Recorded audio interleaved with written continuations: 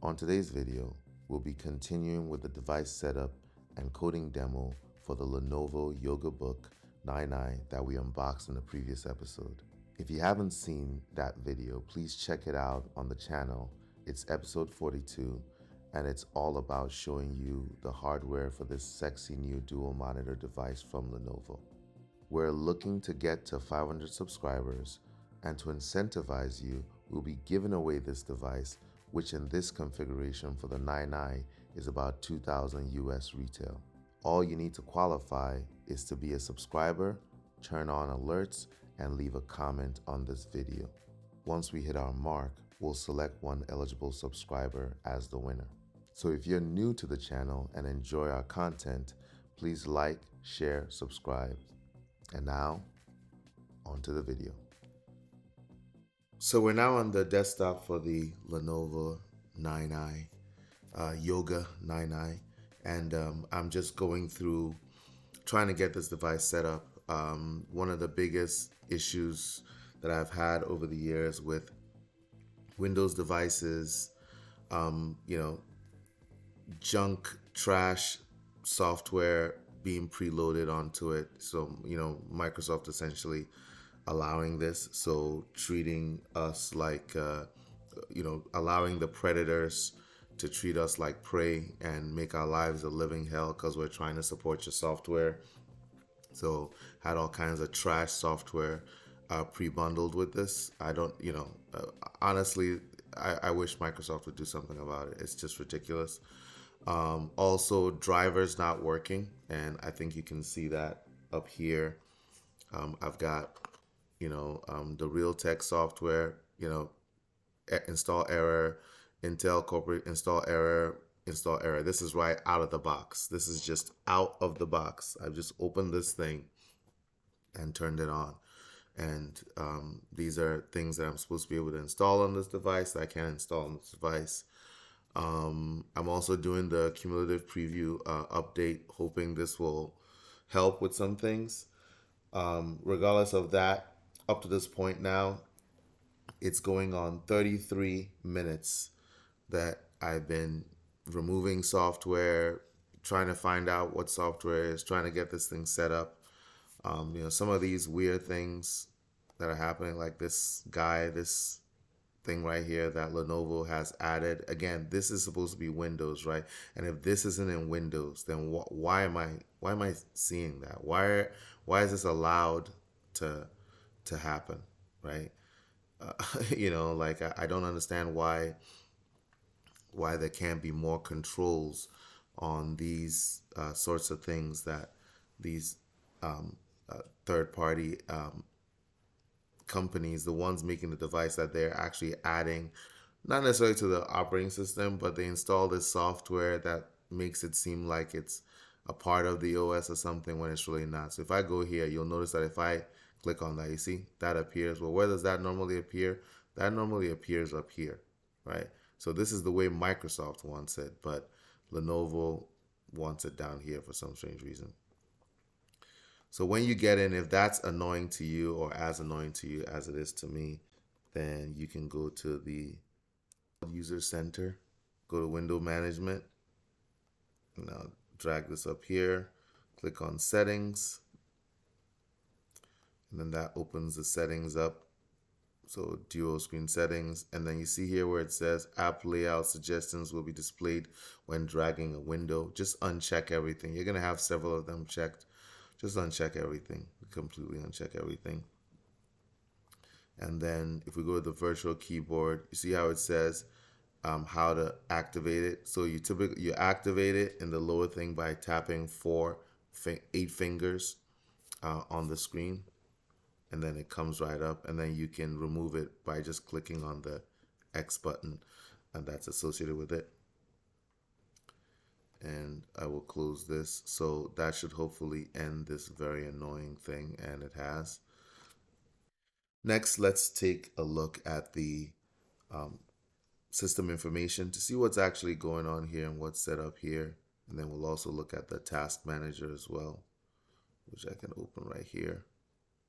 So we'll start with the task manager, look at the performance here. And See, it's 12 CPUs as stated, 12 logical processors, 10 cores, and you know, as we speak, I think you just saw that the Explorer just crashed and restarted. That might be because a different version of Windows is being installed, but I doubt it. And I think you can see that pretty clearly right now that that's pretty much pegging on several CPUs. Memory wise, what are we looking at? That's going to be a big deal with things like Visual Studio. Um, so I'm hoping that I'm hoping it's not that big of a deal. I'm hoping that Visual Studio is not fully bloated. But if it is, then that's going to be a pretty big deal. And we're going to install Visual Studio Code in a second here. But for now, that's kind of where we're at.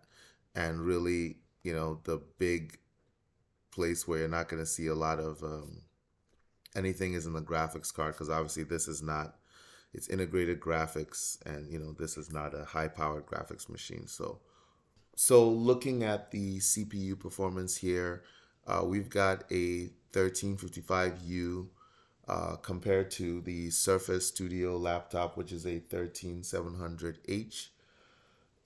Benchmark wise, they're roughly the same. As a matter of fact, Geekbench 6, the 1355U here, actually scored better than the Surface Studio CPU single core. Now, multi-core, it's a whole different story. Multi-core, basically, the Surface Studio is, for lack of a better term, twice as fast, right? For the most part, it's twice as fast. On most of the scores, it's scoring in the 8,000, 7,000 range for this processor, and the Surface Studio is scoring in the 16,000, 13,000 range, right? So it's, for the most part, it's 50% faster, 80% faster, 70% faster. It's much faster in multi-core performance.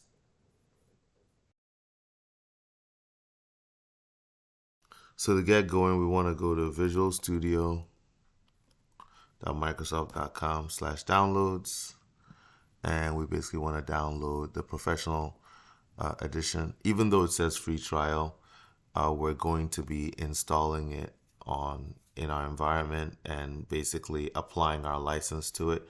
So we're really not doing anything free. And then we will also install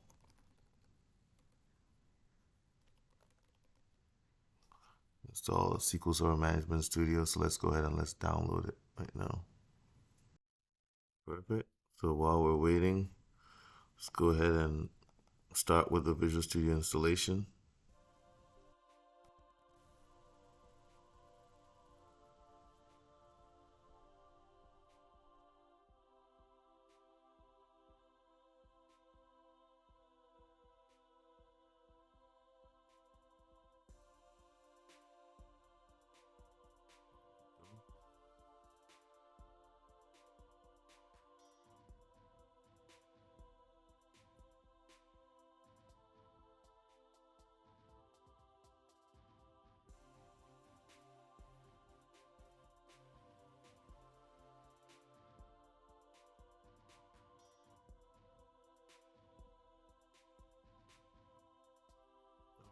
And here we go. So there's another video where I walk through all these different settings. But essentially we're going to be setting up the website development, Azure development, .NET desktop development, .NET MAUI. We're not going to install UWP because it's basically useless at this point. We'll install the data storage and processing. And I think that's basically it. So if I go back to the Azure, which I've unchecked now, just want to make sure that I'm not missing anything. Nope, not missing anything. We got the Azure PowerShell, we got everything, we got the .NET Framework, Service Fabric, all that. So I think we're pretty good. We can go to the .NET MAUI components, only Xamarin there. We go here and .NET Framework, App SDK templates. I'm gonna add that. I don't need WCF. I don't need F sharp. I think that's basically it. Yep. And yeah, I think that's all we need here. So it's 23 gig. So let's go ahead and click install and get this bad boy going. While we're waiting, we can go back and get Visual Studio Code, which is right here.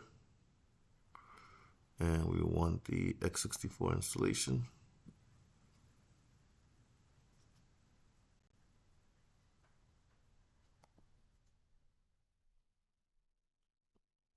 Then we can also check to see if we have Windows Terminal. So just type terminal. Oh.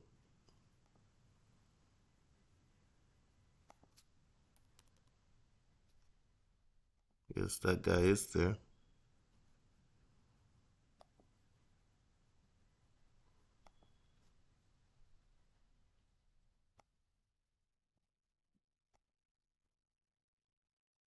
That's awesome.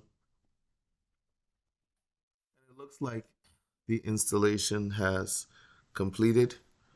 So I'm gonna sign in. I'm gonna skip for now. I'll sign in later on, a little bit later on. We're programming for C sharp. We're gonna use dark. Actually, use light for now. Once I reset my profile, we'll change all the colors to whatever my overarching profile that spans multiple devices has. So it's not really that important right now.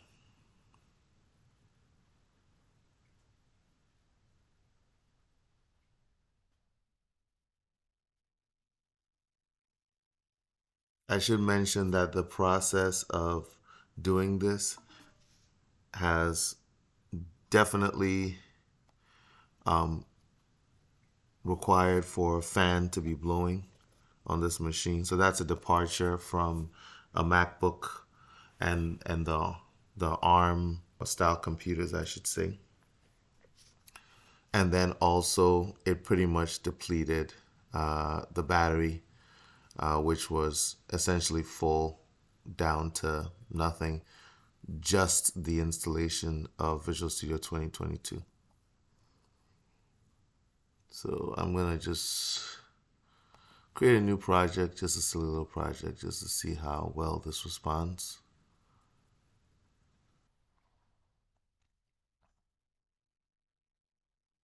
This is definitely taking its time.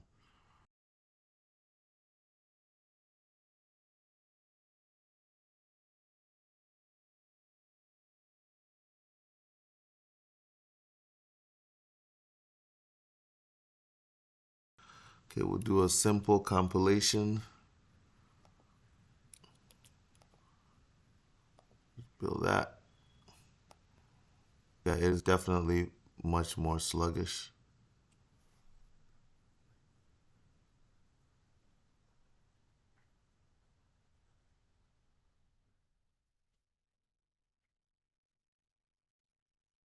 This is a basic console application. We're well over 10 seconds now. Okay, so that's installed. And let's run that.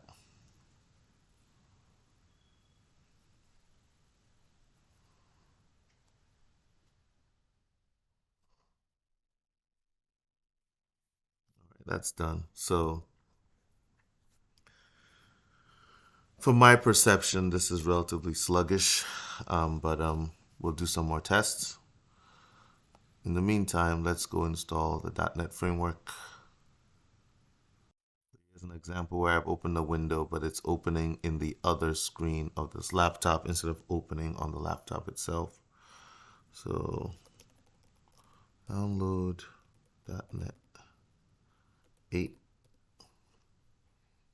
We're going to get .NET 8 on this. In about 2 weeks, this is going to be released. So there's no big deal about installing it right now, honestly. So we are here.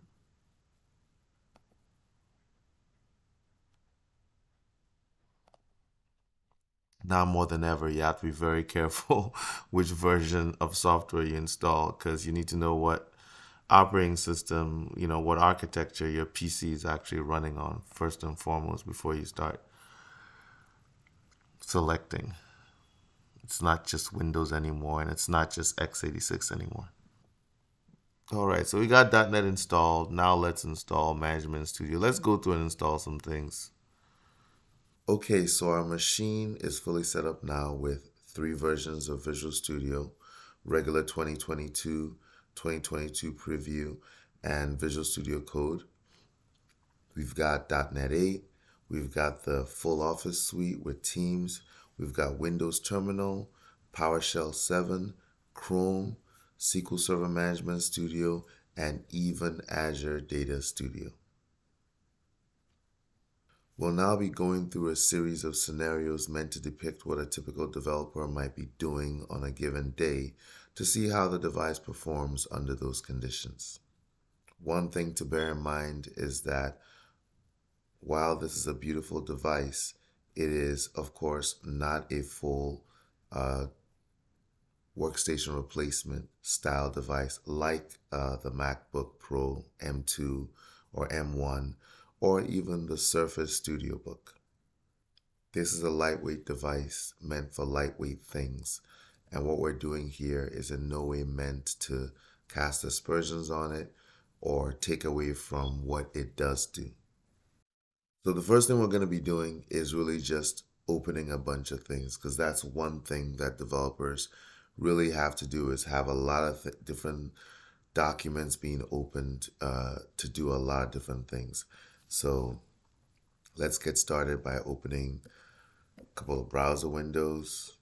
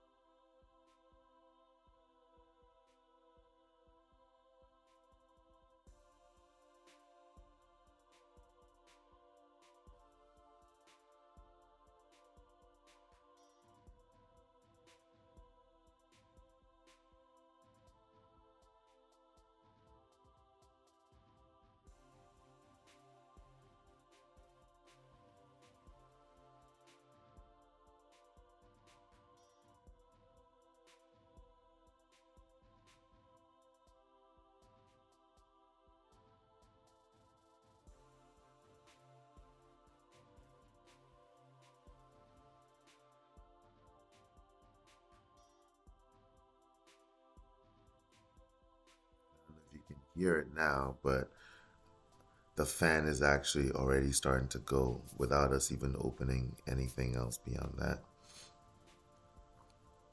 So let's get SQL Server Management Studio open so you can query databases. We won't be doing that right now, but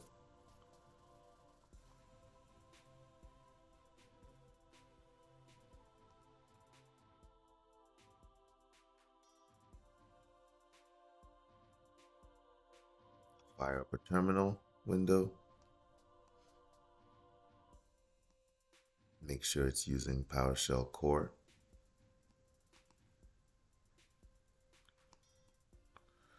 And then I'll open a couple of instances of Visual Studio.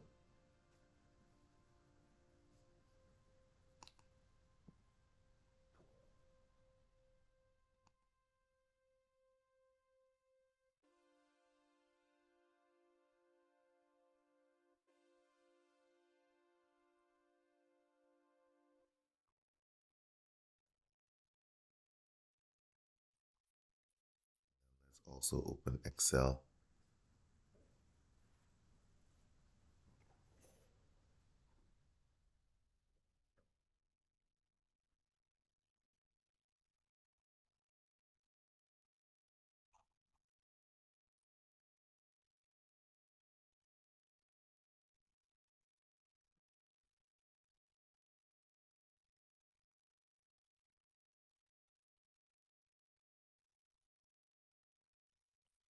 Next thing we're doing is opening a large project.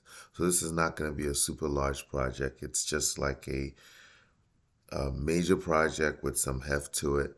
that takes a while to build, that does a lot of things. So there's database part of it, there's maybe a web service part of it, there's a website part of it, and maybe there's even a Windows application. So in this case, we're actually going to be opening up the code base for FlexPay and seeing how that works.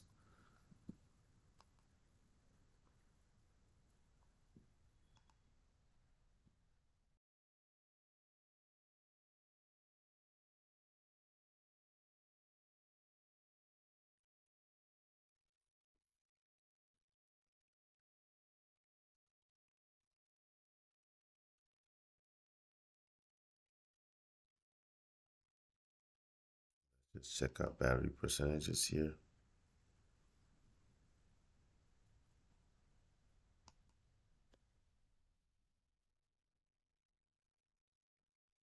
We're at 87%. I'm going to wait till it gets to 100%.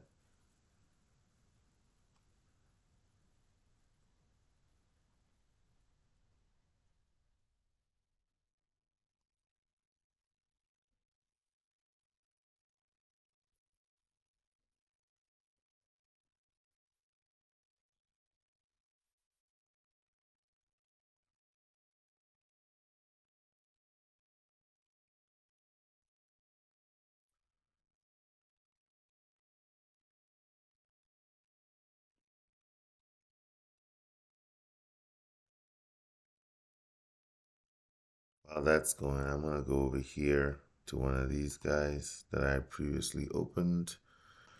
And then let's actually run this. So this is a simple application that's basically going to create a million strings and then print those strings out to the console application one at a time. Right now, the task manager is at 96% CPU, 98% memory. So the computer is basically had all the work that it can do. And really, it hasn't done anything yet.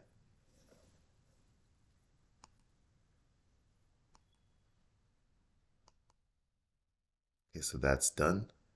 So we should be able to now clean this.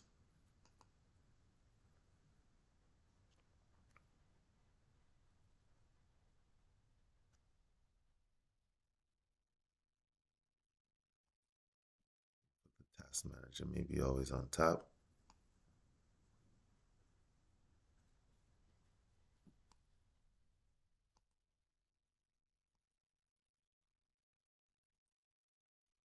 Setting.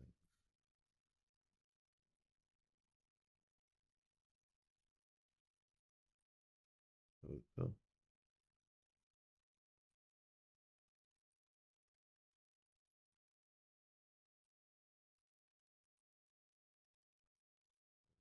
So we got it over here now.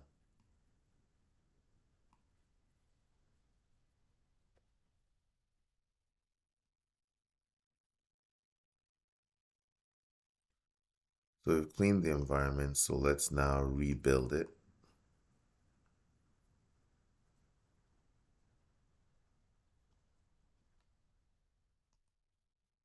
Go to the maps. This bad boy around.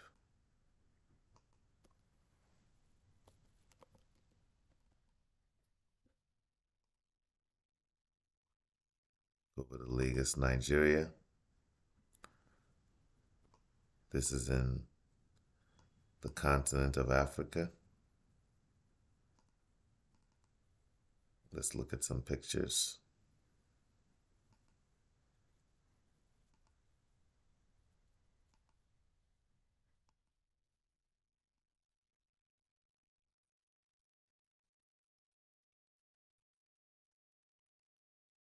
Huts here.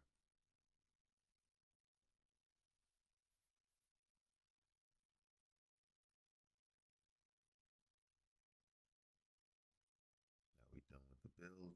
Still going. And while we're still going, let's go over here and let's look at this application. So as stated, the million to one application a million to none application is basically going to go through, it's going to loop through and create a list of a million strings. And then it's going to loop back through that million strings after reversing it, starting from a million and go down to zero. It's going to perform a GC collect and then it's going to be done.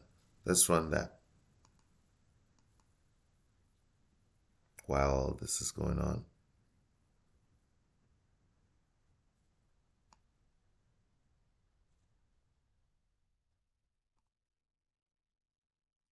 Okay, that's going.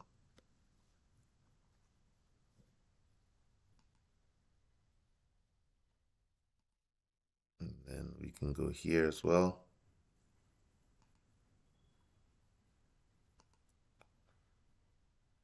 Minimize this for a second. And let's run it here as well.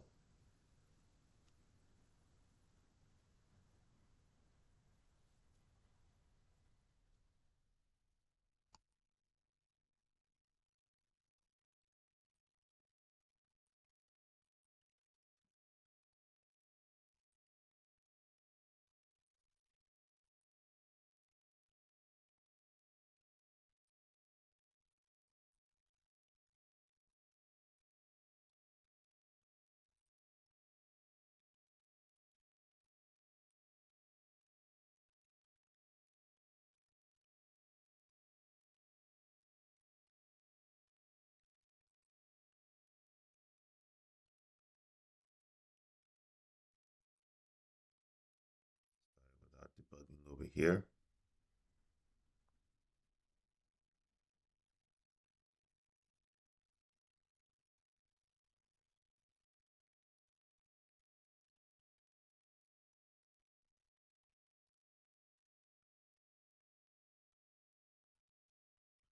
Off to the races. So far, actually, it's not doing bad. It's handling it pretty well.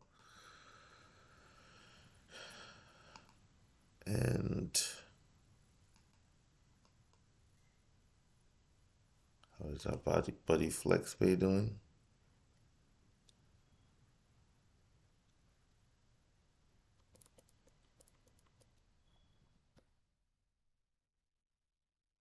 Oh, that built and succeeded.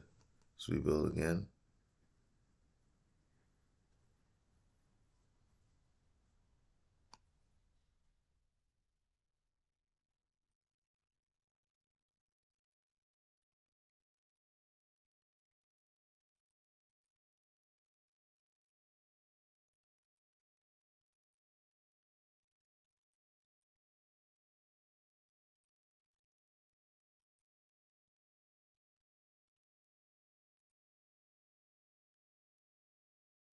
So far, CPU is going pretty well.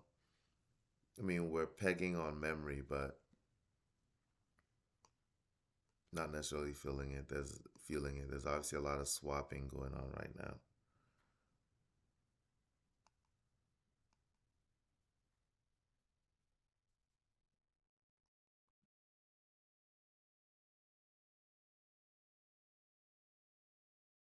Right, do another build, run again.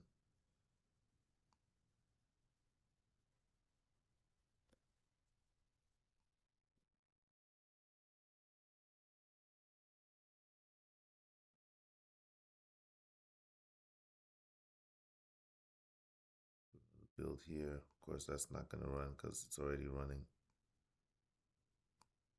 Oh, wait, no, that's just not going to run. Oh, it ran.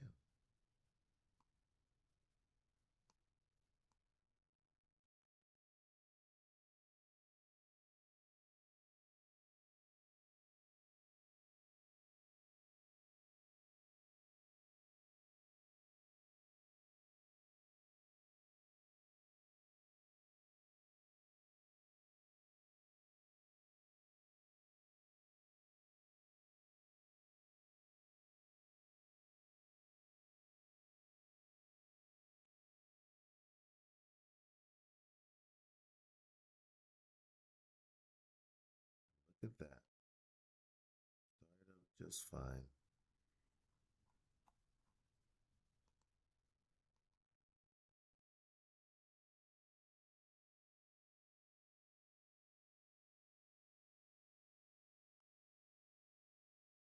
See, right now, this does not feel sluggish. This feels, I mean, it doesn't, it's not popping, right? It's not very, um, you know,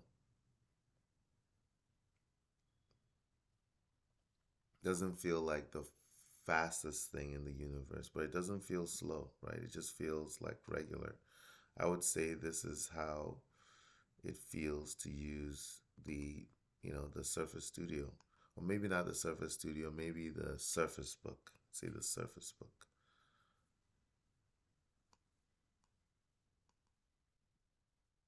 Okay, so that all works. That all works great. Build again, rebuild again.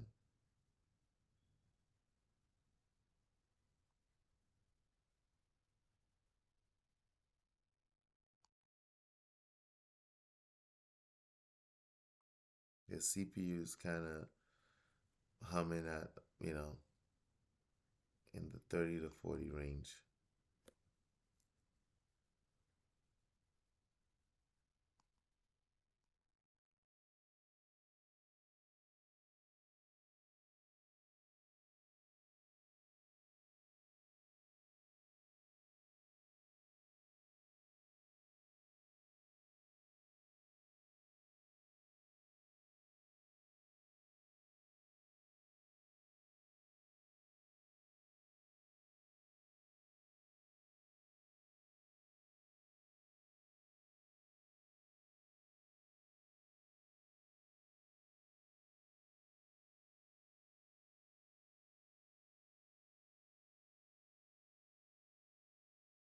So close that.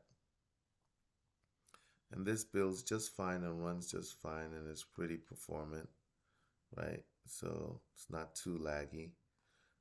So just close that.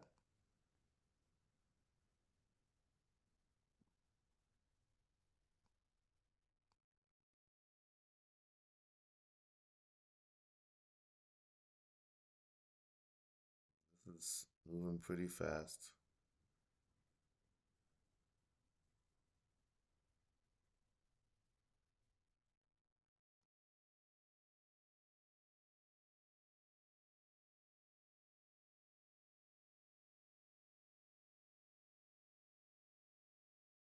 Debugging through this, seeing how that works.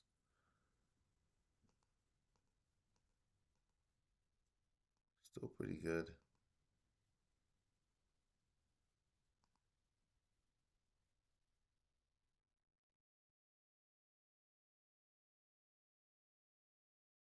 The Visual Studios is now at a gig of memory.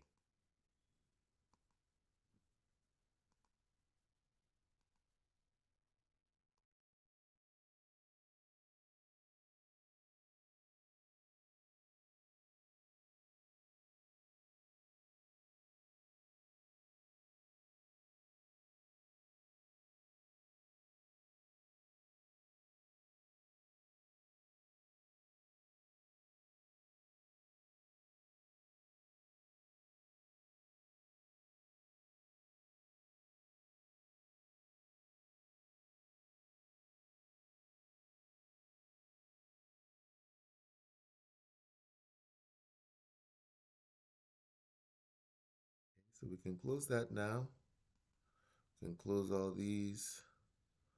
We'll close the last Visual Studio instances. Let's get rid of Explorer, SQL Server Management Studio,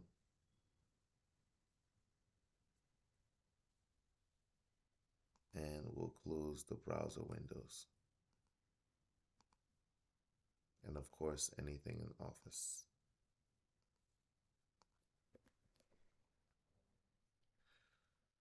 And finishing up after all that work,